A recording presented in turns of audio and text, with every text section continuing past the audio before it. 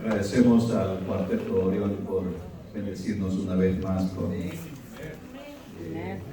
la música. Incluso tres cositas antes de entrar en mi presentación. Aquella mañana amaneció convulsionada en la ciudad de Jerusalén. Lo inesperado había sucedido.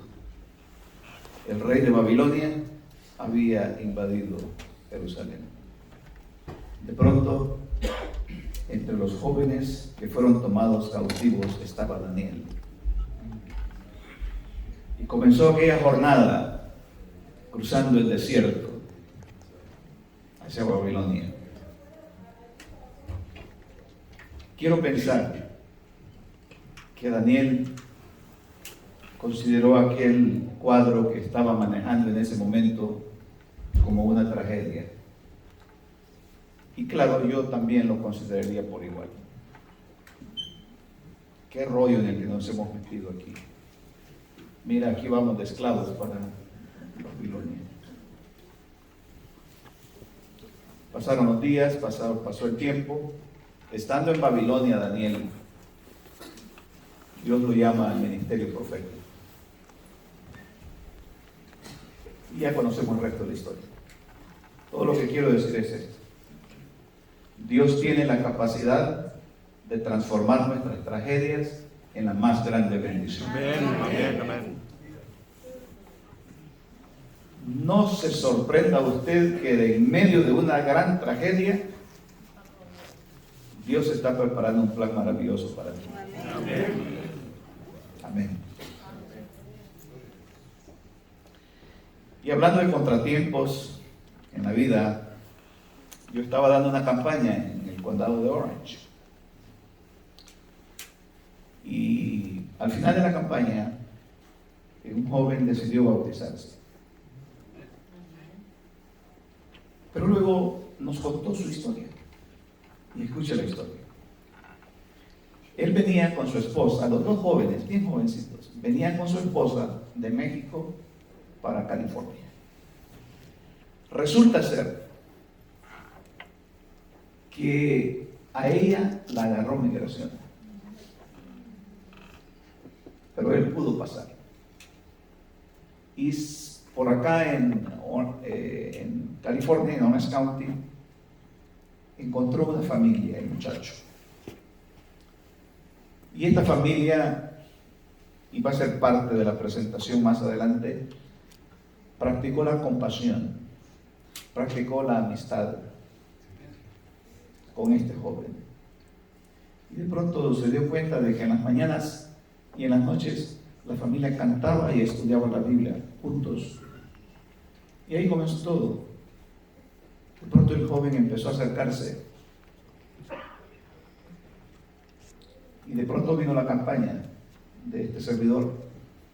Y él toma la decisión de bautizarse. El problema que él tenía era cómo dejarle saber a su esposa que había quedado en Tijuana, cómo dejarle saber que él se iba a bautizar el sábado. Así que la llamó el lunes. La llamó, pero los nervios lo dominaron y no le contó. Hablaron de otras cosas menos del bautismo. La llamó el martes. Tampoco. No pudo, no agarró valor, no tuvo valor. Miércoles, jueves, viernes. Ya el viernes dijo él, bueno, ya no puedo esperar, el bautismo es mañana. El bautismo es mañana. Yo no puedo esperar. Hoy le voy a decir. Así que como pudo, se armó de valor el joven. Siga de cerca la historia.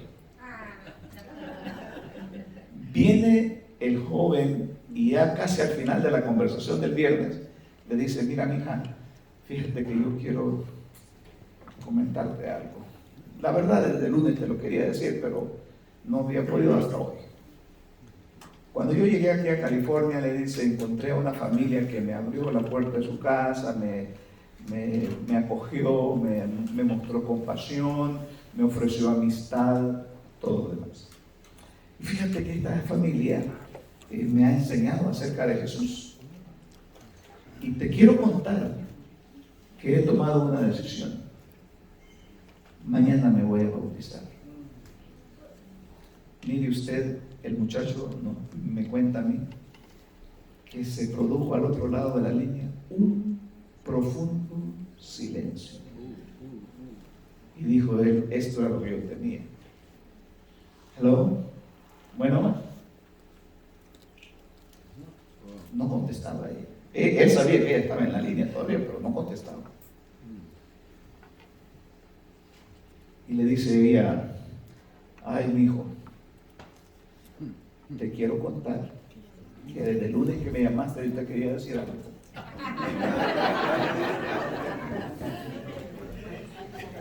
Historia verdadera, ¿eh?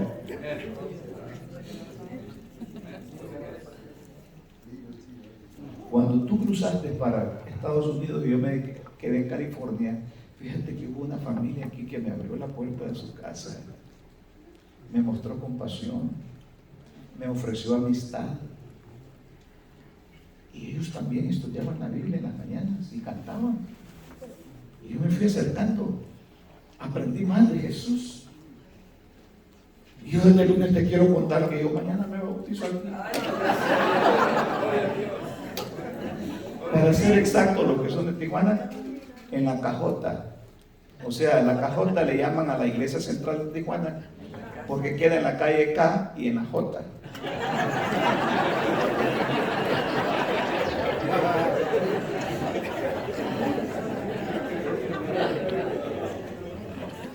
En la Cajota se bautizó ella en la mañana y en Orange County se bautizó él en la mañana, al mismo tiempo, a las 11. Ahora yo tengo una pregunta para usted. ¿Dirige Dios la vida de sus hijos y de sus hijas? ¿Sí o no? Dios sabe ordenar los caminos de aquellas personas que Él quiere alcanzar con su gracia. Podría haber parecido esto un malestar, un problema, una tragedia. ¿Por qué la agarraron? Yo pienso así, si a ella no la agarran y los dos pasan, no sucede la historia que le estoy contando. Porque le voy a determinar esta historia. Esto no es el tema todavía, ni la introducción. Ya mi esposa ya me vio con los ojos que ella me sabe ver cuando yo... Pero digo así, igual de lo bueno. Yo no sé, pastor, si usted que es un gran investigador, usted lo ha oído de alguien más, pero si no, acúñela, que es mía la frase.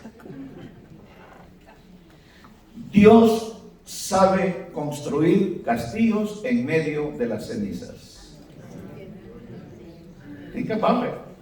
Dios sabe construir castillos en medio de las cenizas. Cuando tú creas que todo está perdido en tu vida, hay un Dios que está trabajando. Y ahora voy a ir a la introducción ahora sí de mi mensaje, pero le quiero contar. Fíjense que soy producto de un milagro. Cuando yo nací,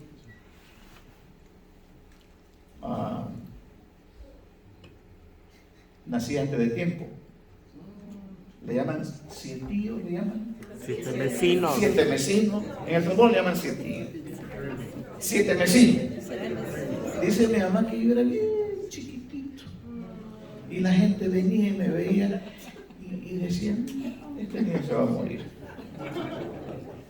Y en mi pueblo, me imagino que ustedes conocen esa costumbre. Cuando alguien muere en el pueblo, doblan las campanas. O sea, ellos tienen una forma de tocar las campanas solo para avisar al pueblo que alguien murió en el pueblo.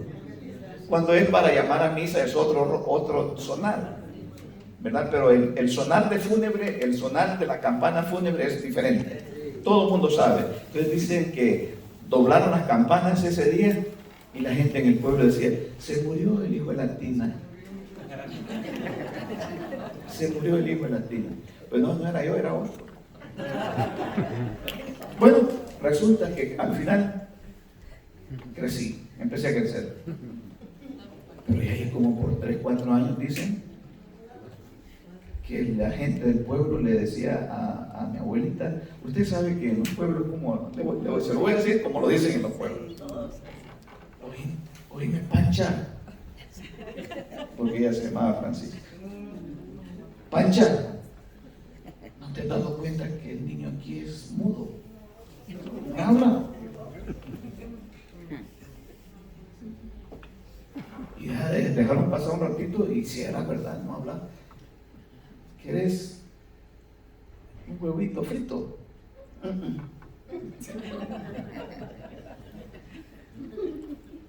¿Quieres unas pupusas?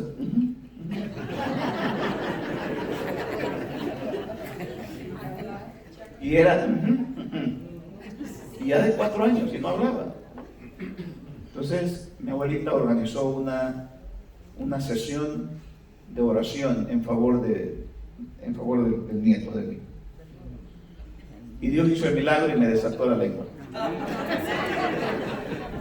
Pero un día conté en una iglesia que yo atendía, conté esta historia y me dijo un hermano después, oiga, pero se le aflojó mucho el pastel. Porque usted sí que habla. Vamos al tema.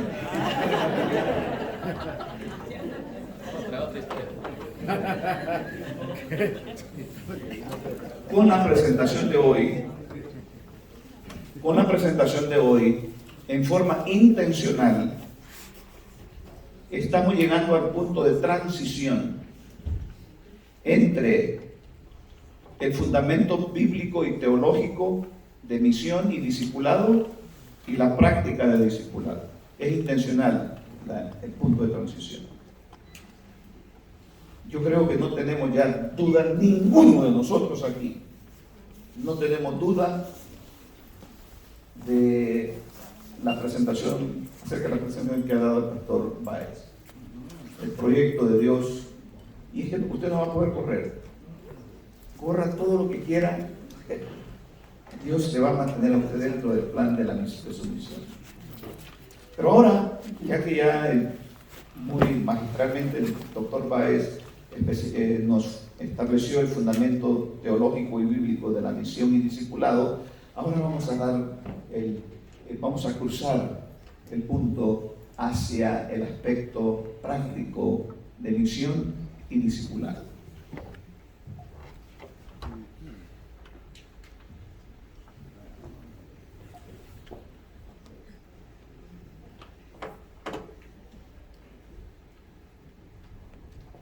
Muy bien.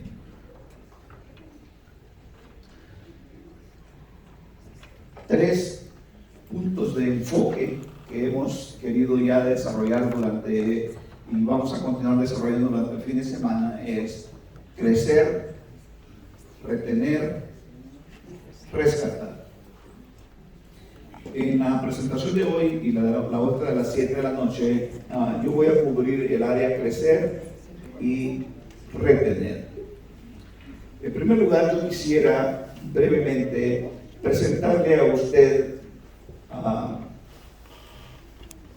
un video acerca de la iniciativa. Fíjese usted, la iniciativa presentada por el Departamento Hispano de la División Norteamericana.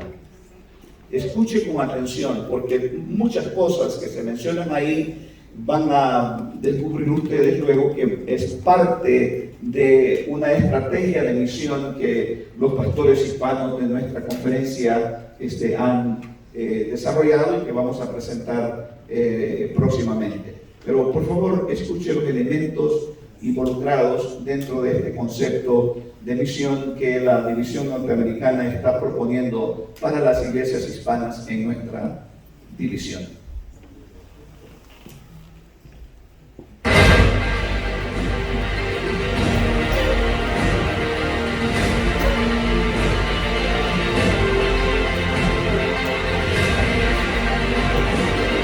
El Ministerio Multilingüe de nuestra división norteamericana ha decidido apoyar los énfasis Media, Multiplica y Mentoría, propuestos por nuestra administración, motivando a nuestros líderes, pastores y hermanos la implementación de proyectos específicos para cada uno de estas importantes áreas. Media. En el énfasis de Media, Tenemos la meta de formar 10.000 evangelistas digitales en nuestra división, que a través de las redes sociales y de los medios de comunicación digital comuniquen el Evangelio de Jesucristo, donde la gente pasa su tiempo hablándoles en su lenguaje y satisfaciendo sus necesidades reales. Además, tendremos centros de media en distintas conferencias de nuestra división, que crearán contenido de ayuda espiritual y social en imágenes, audio y video para ser compartidos por nuestra hermandad a sus amigos no creyentes en las redes sociales. Multiplica. En el énfasis de multiplica, tenemos el desafío Multiplica Esperanza, que es un plan evangelístico en 7 etapas, pensando en ser una herramienta conductora en la ganancia de almas para el reino de Dios. Se basa en una relación de amistad y confianza mutua entre el instructor y el nuevo creyente, donde este último es motivado a tener una relación de amor y discipulado con Jesús. Mentoría. En el énfasis de mentoría, buscamos formar un liderazgo sólido y dependiente de Dios. Para eso, en coordinación con las uniones, llevaremos líderes de la división y de las uniones a los campos locales para realizar seminarios y programas de capacitación que fortalezcan el liderazgo laico y pastoral. Además, trabajaremos con los diferentes departamentos de nuestra división para que podamos juntos llegar a entrar y capacitar a nuestra hermandad en los distintos aspectos del liderazgo cristiano. A seguir, veremos las 7 etapas del plan Multiplica Esperanza, paso a paso, y cómo Dios puede a través de la amistad usarte a ti para la salvación de alguien que necesita de Jesús. Multiplica Esperanza es un plan evangelístico de la División Norteamericana de la Iglesia Adventista del Séptimo Día, pensado para guiarte paso a paso en las 7 etapas de la testificación y el discipulado de nuevos creyentes que serán parte del reino de Dios. Primera etapa: preparación. Todo comienza con la amistad. Este es el tiempo de pasar tiempo con tus amigos y fortalecer esa amistad. Orar personalmente por ellos sin que ellos se enteren. E idear métodos para hacer otros amigos en tu comunidad. Aún no debes mencionarles tus creencias, pues es la etapa para interesarte por sus intereses, ayudarlos en sus necesidades, pasar tiempo con ellos, hacerles el bien sin esperar nada a cambio, ganar su simpatía, su confianza. Es el tiempo de servir como Jesús lo haría si estuviera aquí. También es el tiempo para restaurar la amistad con exadventistas y mostrarle que aún los apreciamos y nos preocupamos por ellos, a pesar de que ahora piensen o crean distinto, o aún si deciden seguir lejos de la iglesia. Debemos amarlos de verdad. Segunda etapa: siembra. Cuando ya tengas relaciones de amistad y confianza fuertes, recién cuéntales tu experiencia con Jesús y su palabra. Exprésales tu deseo que ellos también experimenten a Jesús en sus vidas. Compárteles estudios bíblicos que puedan hacerle conocer a Jesús y sus enseñanzas. Motívalos a tener una relación con Él a través de la oración y el estudio de su palabra. Tercera etapa: crecimiento. Esta es la etapa donde deberás ayudar a tus amigos a crecer en su vida espiritual y a través de grupos pequeños u otras actividades de la iglesia que puedan conocer y relacionarse con otros miembros de iglesias que los hagan parte de su círculo de amistad, que se enamoren de Jesús y que comiencen a vencer oyendo la voz del Espíritu Santo que los capacitará para que compartan con otros lo aprendido y lo vivido. Cuarta etapa: cosecha o bautismo. Después de la etapa de crecimiento donde el nuevo creyente comienza a madurar en su relación con Jesús, invítalo a entregar su vida a Él por el bautismo. Es importante que le hagas la invitación, pero sea el Espíritu Santo que lo convenza a tomar esa decisión sin ningún tipo de presión externa, ya que el que se entrega a Jesús por amor permanecerá en su amor para siempre. Quinta etapa: equipar. En esta etapa el nuevo creyente es equipado y confirmado por la iglesia local y mundial. Es el tiempo donde deben conocer que son parte de un movimiento levantado por Dios y cuál es su estructura local y mundial. Deben ser capacitados para integrarse como ayudantes en los ministerios de su iglesia local, de acuerdo con sus talentos y habilidades. Poco a poco deben ir profundizando en su conocimiento bíblico y en su relación diaria con Jesús. También deben ser entrenados para la testificación y la formación de nuevos discípulos. Sexta etapa: plantar. Es la etapa donde el nuevo creyente es enviado y con la ayuda de Dios participa en la formación de nuevas congregaciones, donde puede ir aprendiendo de los líderes con más experiencia y sirviendo a otros según sus talentos. Séptima etapa: revitalizar. Es la etapa final del plan, donde el nuevo creyente participa en la revitalización de su congregación, buscando la presencia y el señorío del Espíritu Santo, que vivificará la iglesia y la capacitará para servir y amar a otros desinteresadamente, haciendo nuevos amigos y recomenzando una vez más el plan Multiplica Esperanza. Es un plan comprensivo. Y a mí me da mucho gusto ver el compromiso de los administradores de los diferentes niveles con la misión de la iglesia. Me da mucho gusto. Ahora, cuando usted ve esto, en realidad no hay nada nuevo. No les conté esta muchacha, el muchacho que cruzó a California y la que se quedó en Tijuana. ¿Por dónde comenzó todo? Por la amistad. Es decir, no es que hay algo nuevo o diferente. Es decir, el énfasis, o las áreas más bien, no etapas, pero áreas de énfasis, va a ser media, mentoría, movilización y multiplicación. Y más adelante usted va a ver en una forma mejor estructurada la forma como los pastores hispanos de nuestra asociación están proponiendo entonces un proyecto de misión. Ahora, yo pienso que no podemos aventurarnos a iniciar un proyecto de misión sin antes hablar un poquito acerca de la naturaleza misionera de Dios. La actividad de misión en el Antiguo Testamento inicia con una pregunta: ¿dónde estás tú? Génesis 3:9. Con esa pregunta corta y sencilla, Dios pone las bases para su ambicioso plan de rescatar y salvar a las personas. El contexto histórico de la pregunta ¿dónde estás tú? Es la crisis en la que se encontraban Adán y Eva. Recién se habían dado cuenta de su error, empezaron a experimentar miedo, se vieron que estaban desnudos, las consecuencias de su error no se dejaron esperar. Y ellos empezaron entonces a verse a sí mismos dentro de un cuadro de crisis. Pero lo que me llama la atención del texto es que Dios no quedó indiferente en su trono frente a la crisis de sus hijos. En el acto, Dios se movilizó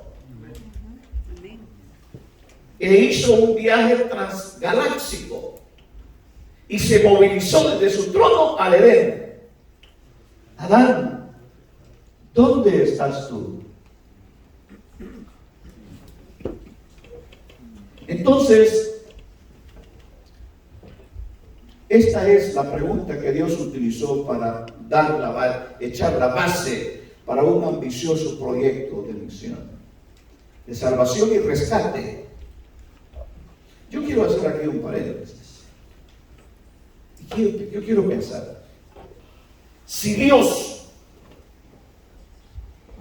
no se mostró indiferente ante el cuadro de crisis que Adán y Eva estaban manejando en ese momento, si Él no se mostró indiferente frente al cuadro de crisis de sus hijos, tampoco lo hará contigo. Amén.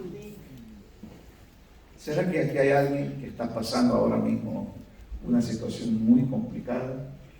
¿Será que hay alguien aquí que está pensando que ya el matrimonio tronó? ¿Sabes qué, mija? Yo de aquí ya no nos levantamos. ¿Será de que hay alguien que su situación migratoria, ya el abogado te dijo, ¿sabes qué? No. ¿Será que el diagnóstico médico no era el que estabas esperando y la noticia no fue la mejor? No importa el cuadro de crisis que puedas estar manejando, Dios siempre hace acto de presencia en tu vida. Amén. Ten la seguridad. Si subiste a la montaña enfrentando un cuadro de crisis, quiero que bajes con un corazón alentado, Amén. con un corazón lleno de fe. Gloria a Dios. Que Dios también, así como se movilizó para estar presente en la vida de Adán y Eva, con la pregunta ¿dónde estás tú?, así Dios se va a movilizar para estar a tu lado y ayudarte. Este se considera el primer viaje misionero de Dios a esta tierra.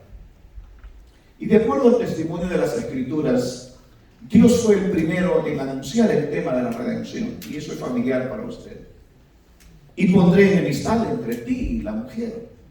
Esta te herirá en la cabeza y tú le herirás en el calcañar. Génesis 3:15. A esa enemistad entre ti y la mujer, en el Nuevo Testamento se le conoce a esa experiencia como el nuevo nacimiento, donde Dios transforma la vida y pone en nuestro corazón un deseo de ya no tener nada que ver con esta situación de pecado de la vida. Porque Cristo es el mensaje central en toda actividad misional. Un día yo viajaba en el avión, se produce una turbulencia. La señora al lado, asustadísima, me mira y me dice, ¿usted no tiene miedo? Le digo, no. ¿Es usted cristiano? Sí. ¿A qué iglesia pertenece? A la iglesia adventista del séptimo día. Oh, sí. Los que no comen cerdo, ¿verdad?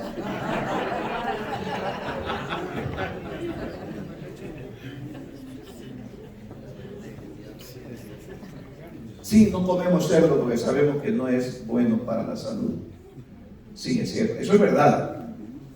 Pero es una lástima que nos conozcan porque no comemos cerdo.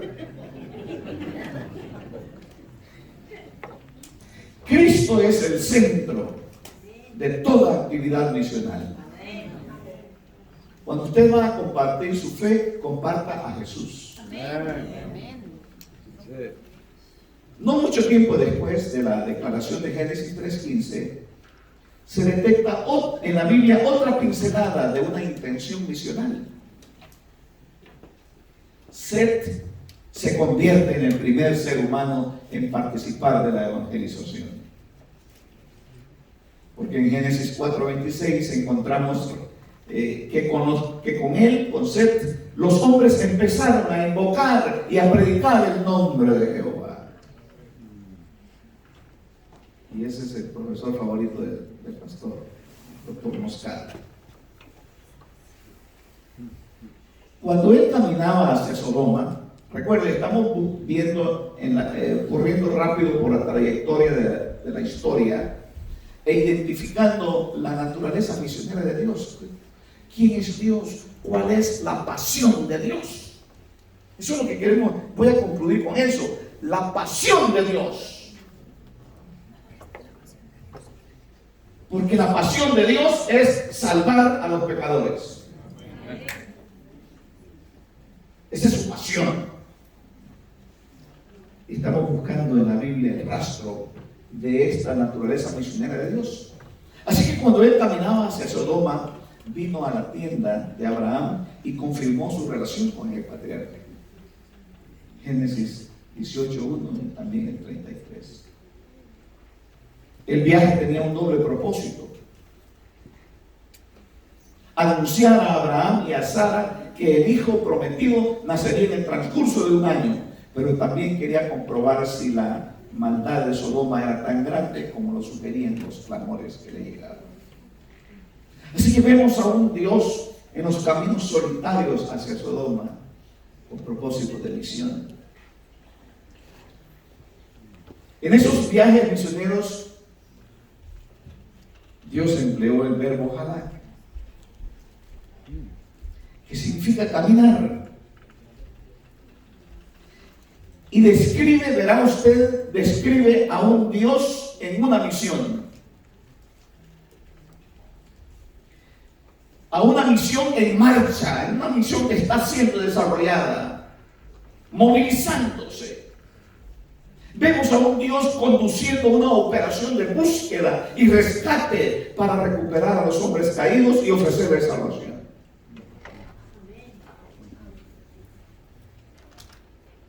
En otras palabras, siempre encontramos a Dios movilizándose. Siempre encontramos a Dios dentro del contexto de misión.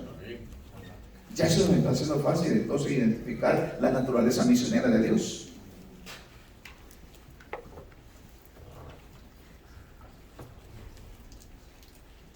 Y por supuesto, saltamos mucho tiempo, muchos eventos. Y la movilización más significativa de Dios con propósitos misioneros fue la encarnación de Jesús. Porque Jesús se contextualizó. Jesús entró en nuestro espacio. Jesús entró en una cultura humana. Jesús adoptó un cuerpo igual al nuestro, tangible, palpable. Y lo hizo con propósitos de misión. En primer lugar, lo hizo para poder ser visible, porque Él es espíritu. Pero su naturaleza, si usted me permite usar el término, lo obligó a Dios a velar su divinidad con un cuerpo humano.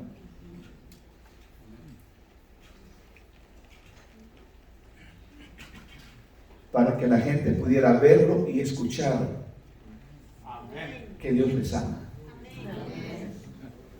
Pero también adoptó un cuerpo como el nuestro para que lo pudieran clavar en la cruz. Porque la divinidad no podía morir. Pero como humano, Él quería ofrecer su vida en sacrificio por amor a ti.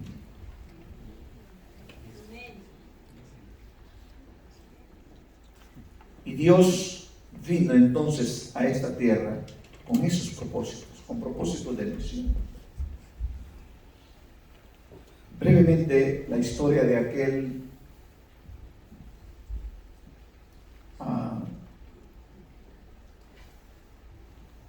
siervo del rey. No es siervo el término que quiero usar, pero la historia del noble, el servidor del rey. Este hombre, verá usted, vivía en Capernaum. Allá en Capernaum le habían llegado noticias de que había un hombre extraordinario que dicen que hace milagros. Oye, llegó la noticia allá en Capernaum que había resucitado muertos, que dicen que había 10 leprosos y los sanó, que había un paralítico de muchos años en el estanque de Bethesda y que lo levantó. Y todos estos reportes de Jesús habían llegado a Capernaum. Y el noble, el oficial del rey había oído de cómo oía, y dice, wow. Pero no conocía él a Jesús, solo había oído de sus reportes. Pero un día, fíjese que el hijo del oficial del rey enferma de gravedad. El muchacho está grave. Y entonces, de pronto, llega la noticia a Capernaum que Jesús está allá en Galilea. Y entonces, dice el rey, dice el noble, ahora es el momento, yo tengo que ir a ver a este hombre para que sane a mi hijo. Así que se vistió su traje de gala, yo quiero pensar, él estaba muy acostumbrado a los protocolos, ¿verdad? Así que su mejor traje de gala para ir a ver a este hombre extraordinario, del cual él había oído tanto. Pero el único problema, de acuerdo al relato de la Biblia, es que había un día de camino entre Capernaum y Galilea. Y entonces el oficial del rey dijo: no, yo voy a ir, aunque camine un día, yo voy a ir. Y ese fue. Y dice la sierva del Señor que cuando el padre salió de su casa, los familiares dijeron: es grande la fe del papá, ¿verdad? Pero no, se va a morir el joven, está bien grave. Ahí va el oficial del rey caminando para encontrarse con Jesús.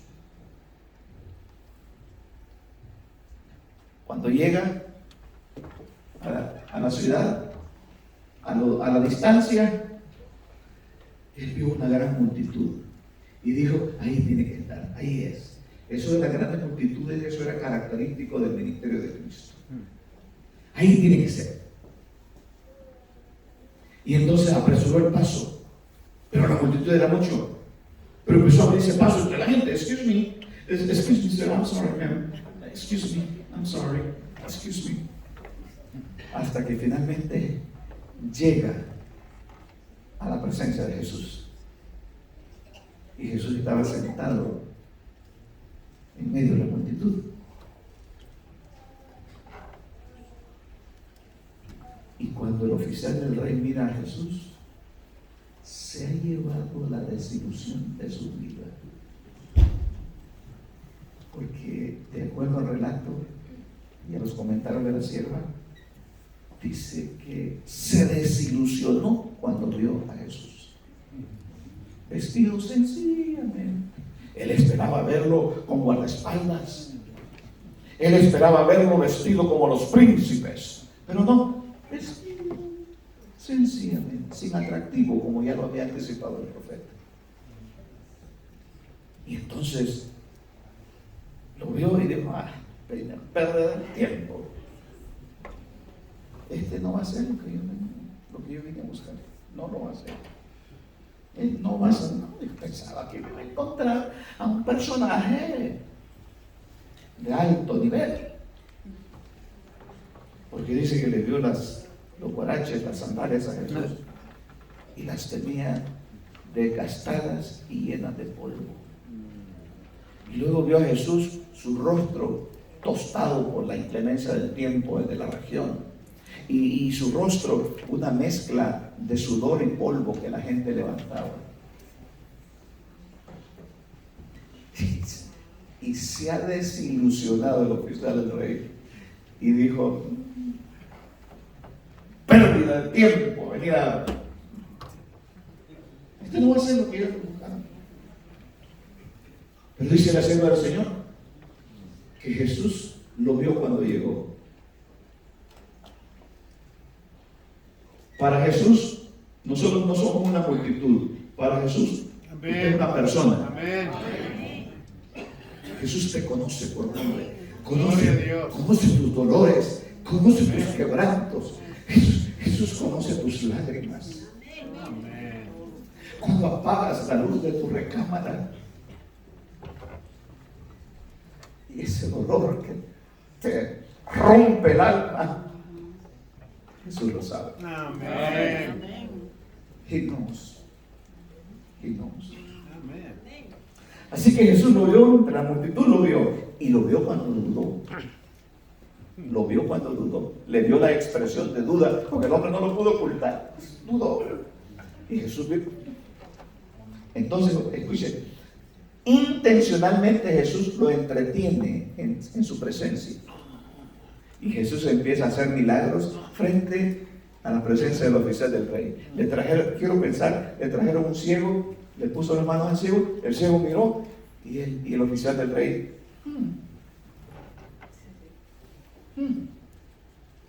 le trajeron a un paralítico, Jesús lo toca, restaura su movilización.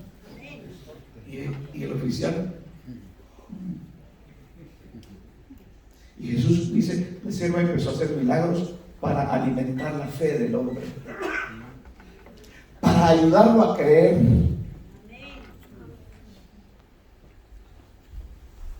a mediodía.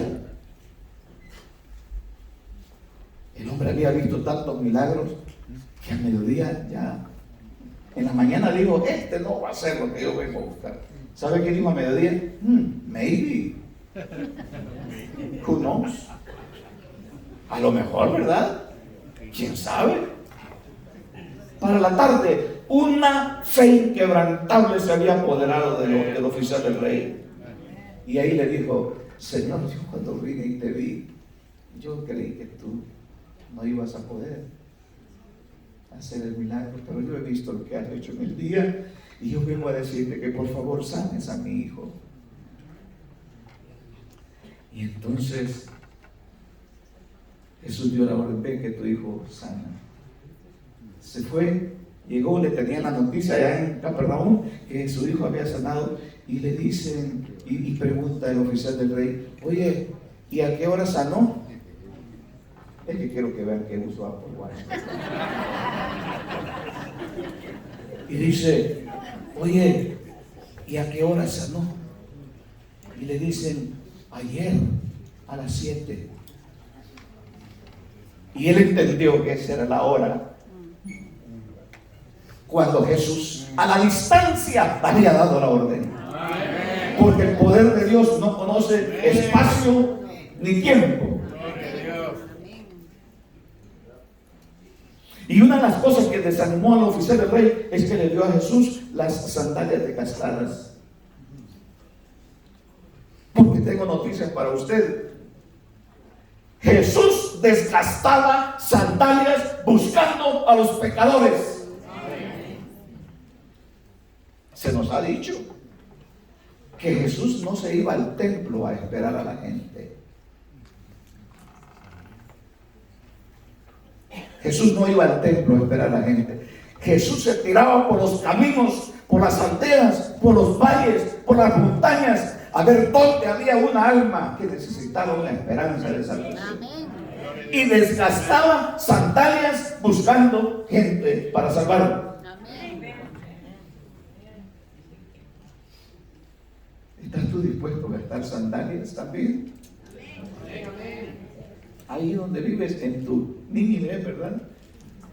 En tu Nínive, ¿estás dispuesta a gastar sandalias?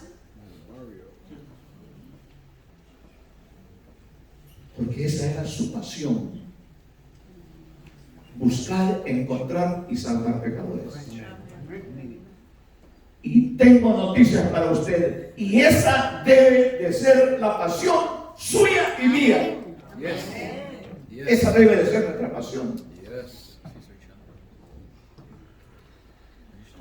Y diría yo, para concluir esta sección de la naturaleza misionera de Dios, los viajes misioneros de Dios, escuche, continúan en nuestros días. Hoy en el siglo XXI, los viajes misioneros de Dios continúan. Pero ahora es en la persona de sus hijos y de sus hijas. Y no concluirán nuestros viajes misioneros de Dios hasta el establecimiento del reino de gloria. Amén. Donde el incansable caminante reunirá para siempre a los redimidos de todas las naciones. Amén. Todavía Dios, ahí en la ciudad de tu Nínive, ahí todavía Dios hace viajes misioneros, pero los hace en la persona tuya, en la persona mía. Entonces podemos concluir que la naturaleza de Dios es una naturaleza misionera. Y por ende, nosotros necesitamos adoptar esa naturaleza como iglesia, amén, como corporación y como individuos. Amén. Necesitamos adoptar esa naturaleza misionera también. Amén. Así es que ahora vamos a dar, ya que establecimos la naturaleza misionera de Dios, ahora vamos a cambiar un poquito de énfasis. Y yo quisiera hablarles a ustedes brevemente del contexto y metodología del evangelismo de la Iglesia Adventista. Ahora, nosotros vamos a pasar a la sección de crecer. Y vamos a dar un breve vistazo al compromiso histórico de la Iglesia Adventista con la misión. Brevemente, una perspectiva histórica de la misión de la Iglesia Adventista. El evangelismo siempre ha sido parte de esta preciosa, hermosa, extraordinaria iglesia, la Iglesia Adventista. La Iglesia Adventista se organiza, usted recordará, en 1863, con aproximadamente 3.000 miembros. Este es un remanente, si queremos usar el término, porque después del gran chasco de 1844, de una multitud que había creído al mensaje milerita, y cuando pasó el 22 de octubre y Cristo no vino, mire, le ha caído un frío a esa iglesia. O sea, un balde de agua fría, pues. Y la gente abandonó la iglesia por montones. Al final, en 1863, apenas quedaban unos 3.000 miembros de la iglesia adventista. En la década de los 1860 mostró un crecimiento de 7.9%. En la década de 1870 mostró un crecimiento anual del 18.6%. En la década de 1880 creció un 9.1%. Y en la década de los 1890 creció 12.4%. Cualquiera sea el caso, la tendencia es una tendencia de crecimiento en la historia de la iglesia adventista. Brevemente, tal vez quisiera hacer énfasis en las tres puertas del adventismo. La primera puerta es la puerta cerrada, que se puede datar de 1844 a 1850, y esta es la época de la formación doctrinal, donde la iglesia se encierra para buscar argumento bíblico a las doctrinas adventistas. En otras palabras, se encerraron a estudiar la Biblia. Algunos historiadores reconocen que a varios de estos pioneros, el gallo, cuando cantaba el gallo en la mañana, se daban cuenta que ya amaneció. Así era la intensidad de su fervor en conocer la Biblia y la palabra de Dios. Así que durante este periodo de la puerta cerrada, la iglesia se encierra técnicamente para buscar fundamento y argumento bíblico a su doctrina. Pero en 1850 a 1874 cambia ahora sí de énfasis y le podemos denominar la puerta semicerrada, porque en ese periodo la iglesia empieza a organizarse. Se organizó la primera asociación o conferencia, que fue ¿cuál? Michigan. La conferencia de Michigan, anótelo, fue la primera conferencia en la historia de la iglesia adventista. Pero luego viene ahora sí una era diferente para el adventismo, una tercera puerta. Y esta tercera puerta parte desde 1874 hasta 1888, cuando la iglesia empieza a pensar en términos de una misión global. Gracias a Dios que a la iglesia se le ocurrió esta idea de globalizar la evangelización. Y entonces, a partir de 1874, la iglesia empieza a mandar misioneros al extranjero. Y yo le hago la pregunta a la iglesia: ¿quién fue el primer misionero al extranjero de la iglesia adventista? J.N. Andrews, que en honor a su historia es que tenemos la casa de educación, Andrews University. Por eso es que se le puso Andrews, por Andrews, J.N. Andrews. Entonces, ahí es donde la iglesia abre la puerta. Entiende que su misión no es encerrarse.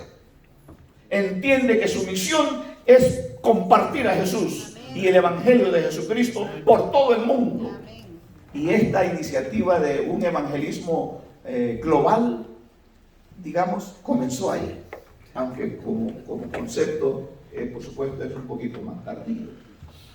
Entonces, continuamos con el concepto del compromiso histórico de la Iglesia Adventista con el evangelismo. El crecimiento del adventismo en 1860, verá usted, 3.000, ya lo habíamos dicho, y en 1900 la membresía era de 66.547 miembros. Una iglesia comprometida con la misión. Y si usted quiere ver una data un poquito más específica, revisemos esta.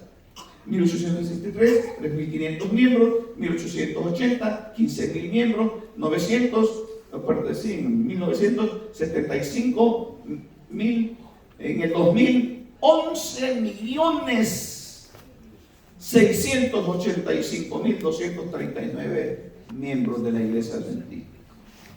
Y ahora en el 2021, ¿verdad? El último recuento, 21 millones de adventistas alrededor del mundo.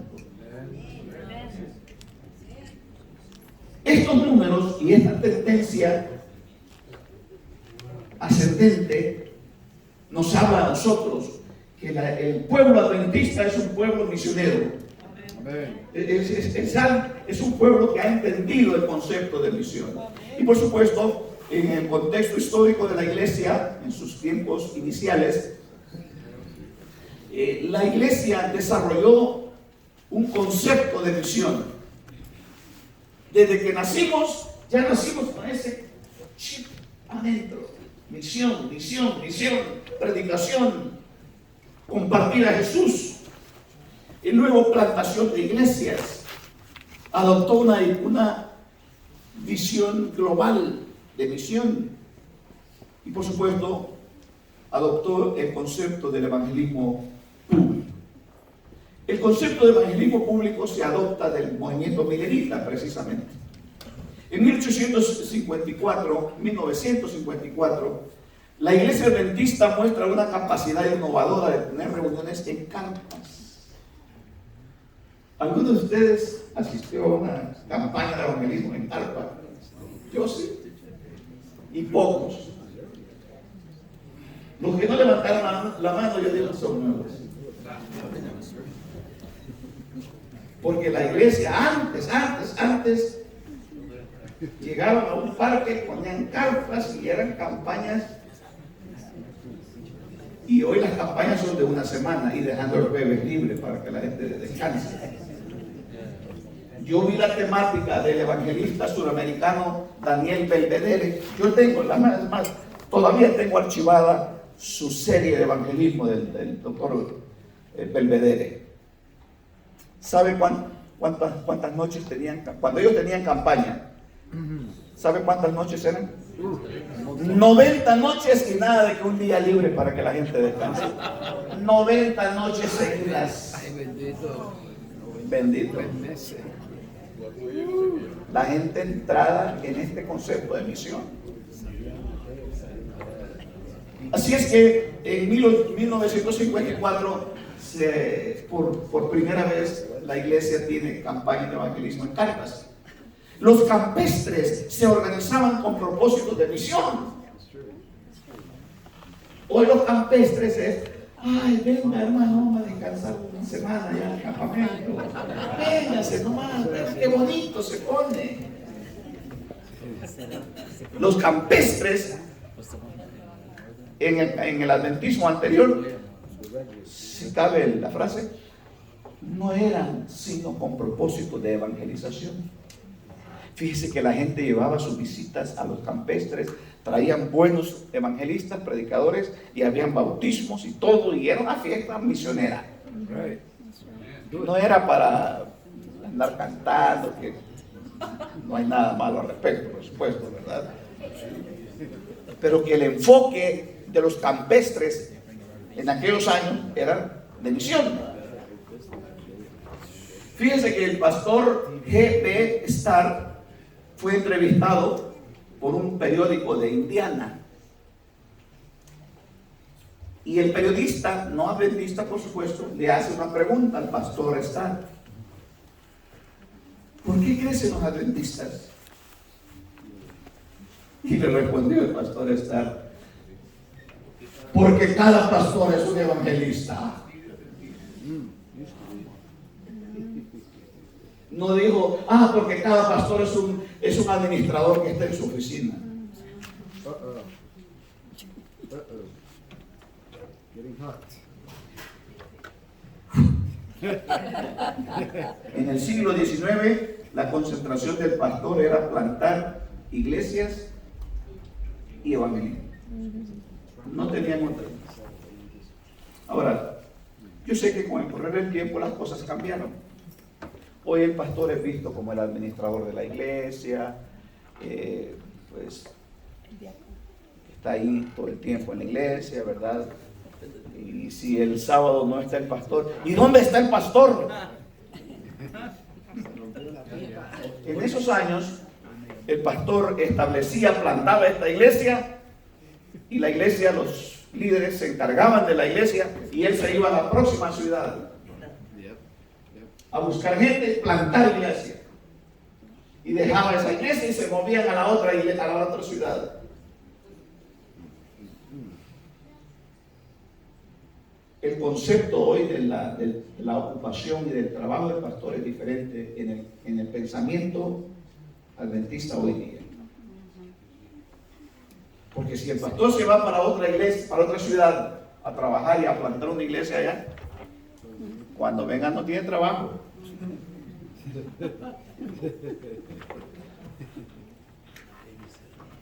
Con la llegada del siglo XXI, recuerden que estamos viendo el compromiso histórico de la iglesia del adventismo. Con la llegada del siglo XXI, la iglesia sufre un cambio de enfoque hacia la institucionalización. El centro del adventismo era la ciudad de Battle Creek. El adventismo comenzó a perder su sentido de misión externa y comenzó a concentrarse en nutrir a la hermandad. Es un concepto que todavía permanece hoy día con nosotros. Que la iglesia ve al pastor no como un misionero, lo ve como alguien que tiene que cuidar, alimentando a la iglesia. Bueno, Elena G. de White, a su regreso de Australia, después de un viaje de 10 años, cuando ella llega a Estados Unidos, se da cuenta que la iglesia había cambiado de énfasis. Ella era una iglesia más institucionalizada que una iglesia misional.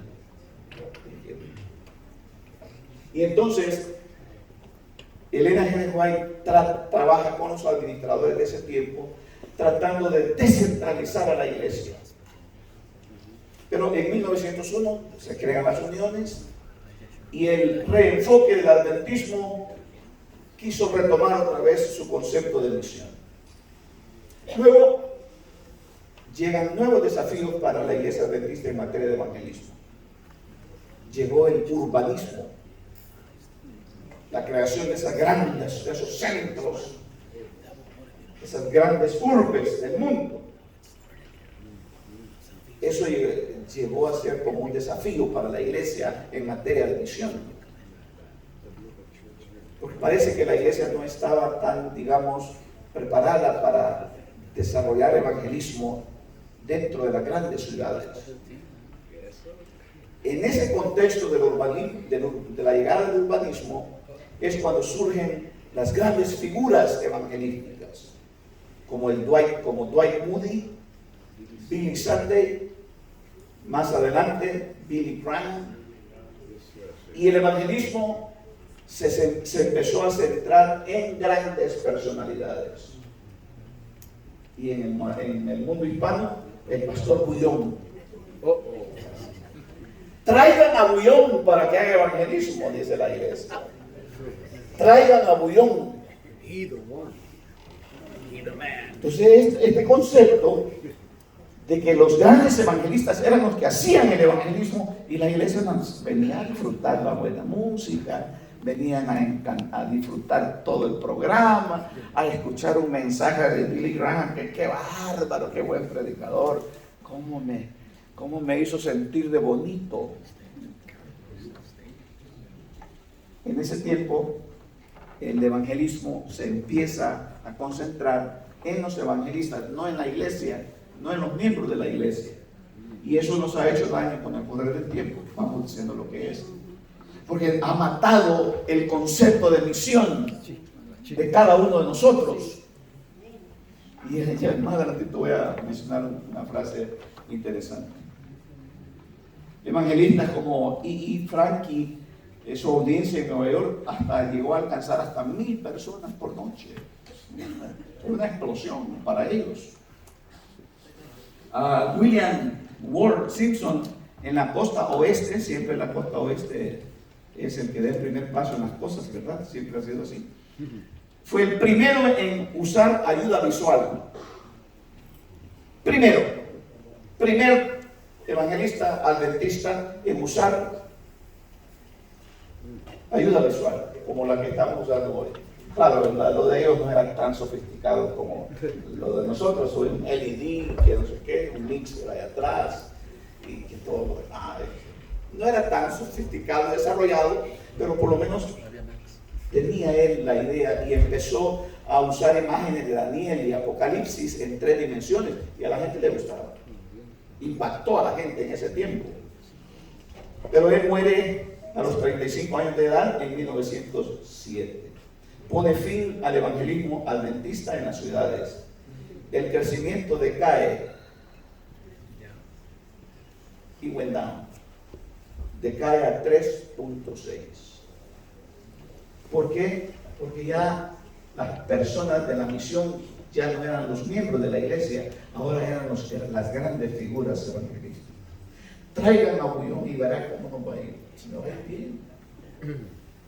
Entonces, la fuerza de la responsabilidad misional cayó sobre el evangelista y la iglesia ya empezó a sentarse técnicamente. Y ahí ve usted el porcentaje de caída. Esta fue una de las décadas de menor crecimiento. Luego, ya lo que vimos que vino, ¿verdad?, el enfoque organizacional, el N.G. White, en el Congreso de 1909, se concentró en la expansión de la organización. William Spear, el secretario de la Conferencia General en ese tiempo, reporta que 328 misioneros fueron enviados al extranjero. Luego, el pastor Daniels, presidente de la Conferencia General, reportó que en 1901 un total de 500 fueron movidos del campo a la oficina. Ahora, no miren mal a las personas de la oficina. Si hacen evangelismo. Hacemos evangelismo también. Luego se crean institutos para evangelistas profesionales en 1911. El historiador adventista Howard Weeks enlista 5 razones acerca del compromiso del adventismo. El compromiso de la administración con el evangelismo. Y aquí paro para una información. Esta administración de la Conferencia del Sureste de California está comprometida con la misión. Este presidente no tenía por qué venir a mojarse y a cruzar el río. No tenía, la verdad. Oh, I'm sorry, I have something to do in my agenda. Pero él estaba aquí, con usted y conmigo. Y a mí me gustó, yo no sé si la persona está aquí. Una persona cruzó el río y paró y luego lo identificó a él, que era el presidente de la conferencia, y le dice, oh, wow, you are one of us. I love it. Porque ese es el reflejo de esta administración, comprometidos los administradores. Él nos habló acerca del programa de discipulado que tenemos como conferencia. Luego, otras razones por las cuales la iglesia adventista también creció es porque hubo un descontento de la gente con las iglesias protestantes. El darwinismo, el evangelismo social y el liberalismo empezó a afectar a las iglesias evangélicas, y entonces buscaban la predicación bíblica sólida de los púlpitos adventistas. Otra razón que enlista el historiador Weeks es que la iglesia practicó esa predicación con sentido de urgencia. Énfasis espiritual en el evangelismo adventista. Se aproximaba de paso la Primera Guerra Mundial y los mensajes escatológicos eran atractivos. Ya estaba llegando la Primera Guerra Mundial y ya van a ver un error que creo yo se cometió, porque el crecimiento de la iglesia en 1920 fue de 0%.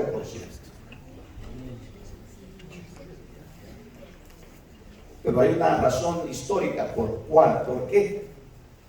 Tome en cuenta que la Primera Guerra Mundial recién estaba terminando. La prosperidad empezó a regresar a Estados Unidos. Los intereses por el evangelismo empezaron a declinar. La predicación adventista sobre el Armagedón no se cumplió y muchos abandonaron la iglesia. Aquí me detengo para una reflexión. Por ahí hay varios predicadores alarmistas que lo que dijo Univisión anoche es la base de su sermón para el sábado de mañana. No lo que dijo la Biblia, es lo que dijo Univisión.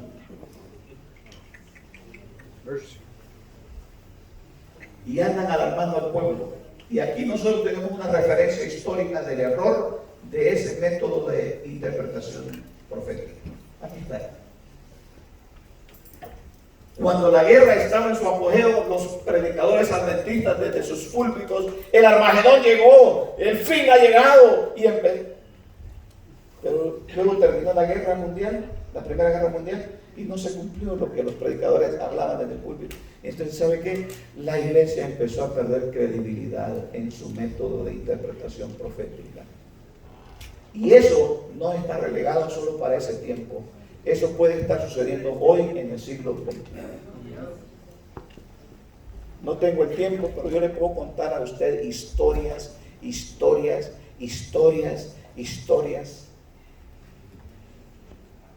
de momentos eufóricos en los púlpitos adventistas o algunos predicadores adventistas. Y2K. Que bueno, sí, ahí tiene usted, la llegada del 2000 era el Y2K, el fin ha llegado, llegó el fin. Para salir de la ciudad. Cuando yo estaba en Centroamérica, cuando Jimmy Carter llegó a ser presidente de acá, de Estados Unidos, y él era bautista, de la Iglesia Bautista del Sur, y yo no sé cómo ni quién se inventó la idea de que él era el que iba a poner la ley dominical en Estados Unidos, y que ya todo el mundo en Centroamérica asustado porque el Jimmy Carter, ya está muriendo el Jimmy Carter, y no fue él. Y luego vino Benedicto XVI, que había sido el secretario de la Inquisición, y entonces, este es el Papa que va a poner, este es. Este es de la marca, este es de la ley dominical, el Benedicto XVI. Y un día, los periódicos, Benedicto XVI renuncia a su pontificado. ¿No era él entonces? No. Pero luego llega Francisco, el Papa Francisco, y alguien dijo por ahí que el Papa Francisco tiene un hermano que es adventista en Argentina. Y dicen por ahí que en una reunión de familia el Papa le dijo a su hermano: yo conozco a esos adventistas y ya van a ver quién soy yo. Yo soy el que voy a poner la ley dominical. Y los púlpitos empezaron a predicar. Algunos púlpitos. Algunos puntos. Thank you so much for the correction.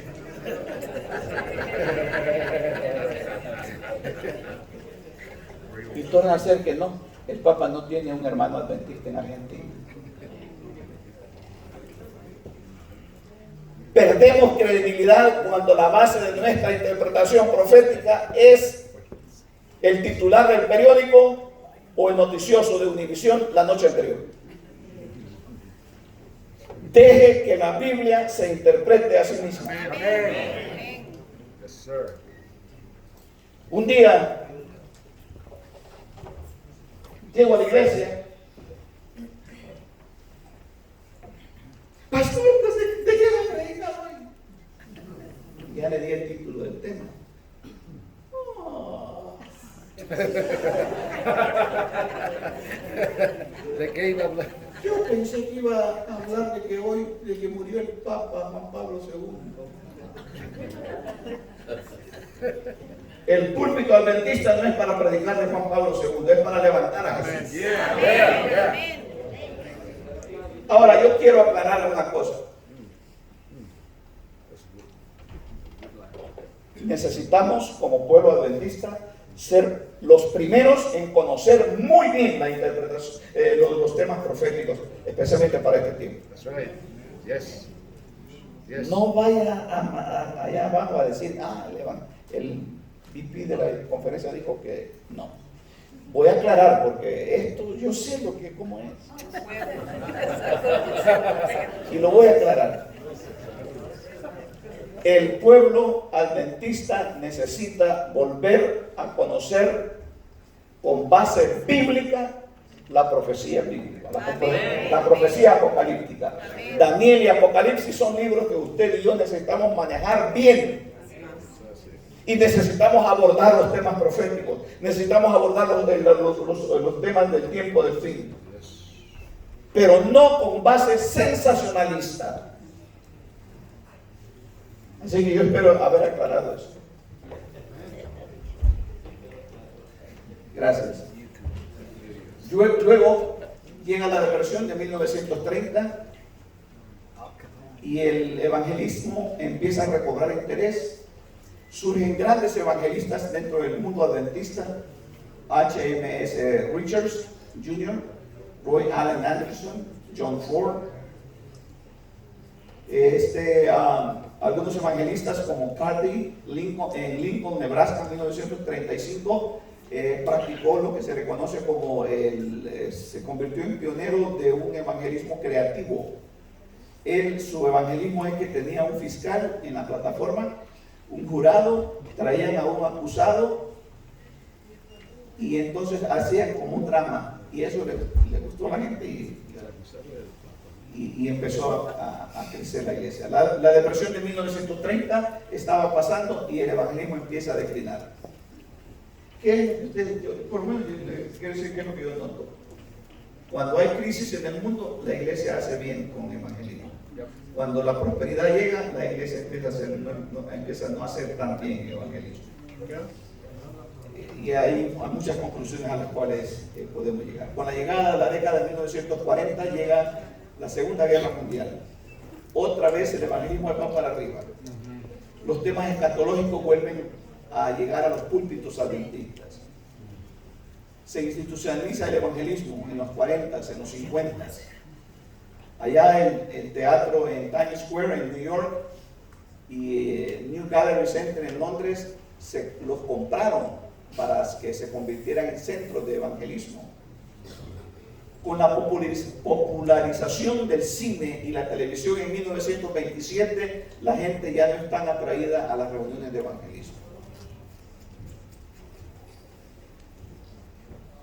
Y la iglesia se ve en la necesidad de reinventar los métodos de evangelización.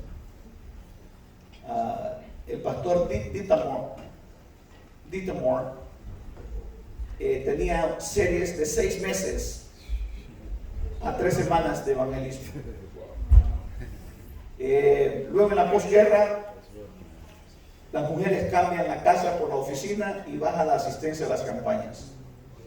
Y luego surgen otros evangelistas como E. Cleveland en el mundo adventista.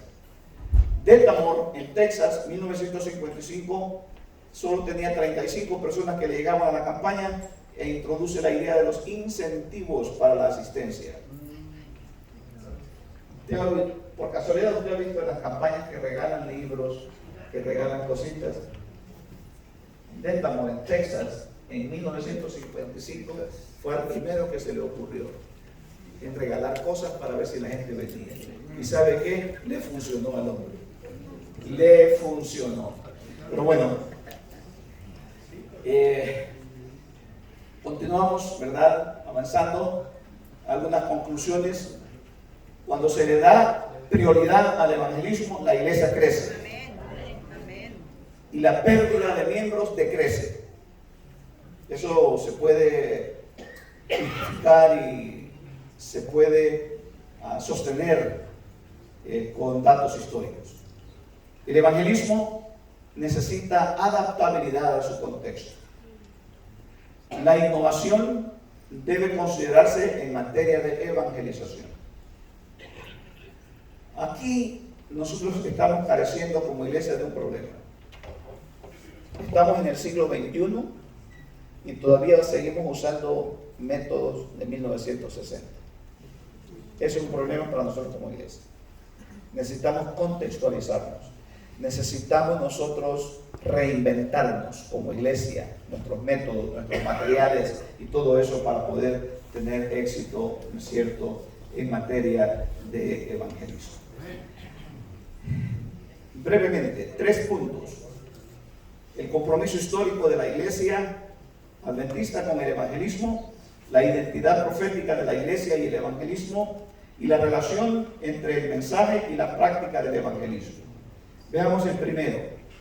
Desde su misma organización, 1863, la iglesia formuló la doctrina teológica de la inminencia de la segunda venida de Jesús.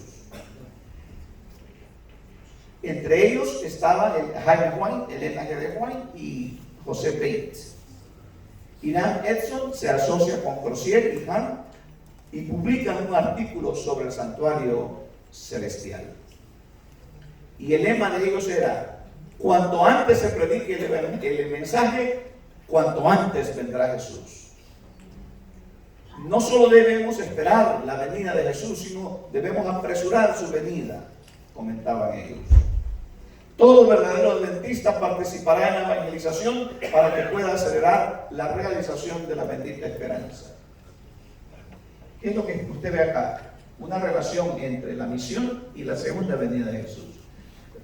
La doctrina de la segunda venida de Jesús llegó a ser como central, como el motor, como el incentivo para la misión. El hecho de que Jesús estaba pronto a volver.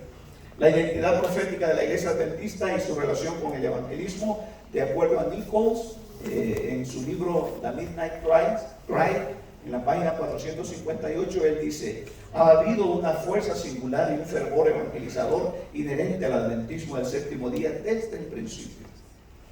Debido a su convicción de que debe llevar adelante hasta su finalización una obra profética divinamente predicha que se había iniciado bajo la predicación del líder.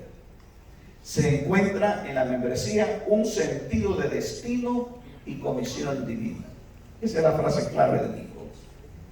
Eso era lo que le daba a la iglesia, ese fervor, ese incentivo, esa razón por la cual salir y hacer evangelismo, porque tenían un sentido de destino y una comisión divina. Y ahora veamos brevemente la relación entre el mensaje y la práctica del evangelismo. Ya habíamos hecho referencia al comentario de Francis Nichols. El sentido único de misión y el mensaje especial de la iglesia ha producido tal sentido de prioridad que el evangelismo se ha convertido en el único gran propósito por el cual existe la iglesia. Era el concepto de ellos. Así es que en el contexto histórico y en Elena G. de White, para el evangelismo de la iglesia adventista encontramos pues esos aspectos que llegan a ser como un común denominador. Los pioneros buscaron autoridad bíblica para su misión evangélica. Estudiaron y encontraron fundamento bíblico al mensaje de los 3 ángeles de Apocalipsis 14. La promesa de la segunda venida de San Juan 14, 1 al 3. La comisión evangélica de los discípulos, San Mateo 28, 18 al 20. En estos 3 aspectos, estas fueron como 3 columnas sólidas que le dieron a la iglesia adventista un sentido de misión y un compromiso misional. Así es que concluiríamos que la centralidad del evangelismo en la historia de la iglesia adventista es evidente. Y el punto fuerte que podemos destacar para su amada iglesia y mi amada iglesia adventista es la centralidad del evangelismo. ¿Cuál podría llegar a ser un punto débil para nosotros en materia de misión? Nuestras metodologías y nuestras estrategias, algunas de ellas han llegado a ser ya obsoletas. Entonces nosotros necesitamos encontrar un nuevo aire, un nuevo oxígeno para contextualizar nuestro mensaje, y aquí voy a hablar de esto. No contextualizar nuestra doctrina, estoy hablando de contextualizar nuestros métodos de evangelismo, que es totalmente diferente. Nosotros no negociamos la doctrina adventista. Amén. No y no. No la vamos a negociar. Pero los métodos de evangelismo, eso sí los podemos contextualizar. Porque el pensamiento del siglo XXI es diferente al 1960. Nosotros seguimos usando métodos de 1960, cuando ahora el contexto sociocultural nuestro es totalmente diferente. Por eso en el Congreso Mundial de 1975, el lema de la iglesia de ese congreso fue "Now is the time". O sea, el sentido de urgencia para la misión siempre ha sido parte de la experiencia evangelística de la misión de la iglesia adventista. Me quedan 3 horas, así que no hay problema.